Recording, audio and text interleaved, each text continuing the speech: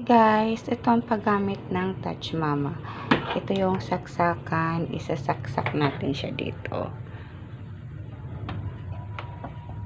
Ito yung kanyang saksakan. Tapos ayan, nag-on na siya, no? Tapos mag-iinit tayo ng tubig. Ito yung takore. Ayan. Ito yung on. Touch natin yan. Ayan. I-on natin. Tapos, kung gusto natin, ito yung plus. Ito yung gusto natin tumaas yung ganyan. Yan. Hanggang 350 lang siya. 1,350. Kung gusto natin, medyo bumaba yung niya. Ito, dito. Yan. Yan. Pwede natin yan. Hanggang sa ganyan. Hanggang to lang siya. Hanggang 200. Gusto natin mataas, yan, hanggang sa gusto natin, ganyan. Ako ganyan lang para siya mabilis magkulo.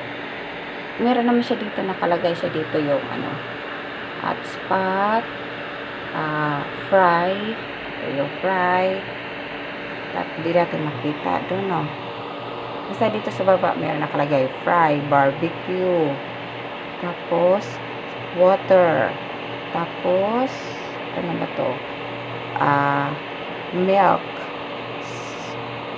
soap, tapos rice.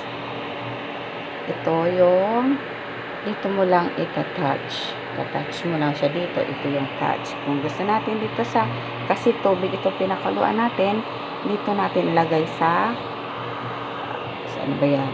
Ito sa water. Ito water. Ganyan. Dito natin tatouch. Water. Oh. Yan. Water.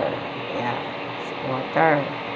Depende na lang dito. Nandito naman sa baba yung mga kung ba, gusto natin magsain tayo ng kanin. Ayun, may sa kanin. Kung gusto natin magsabaw, yun, meron dito. Barbecue, yun, pwede siya. Yeah, siya yung Touch Mama. Kasi ito yung Touch Mama kapag wala akong gas, pag naubusan ako ng gas, itong ginagamit ko. Ayan. Mabilis lang ito. Maganda ito, guys. Hanabishi Touch Mama.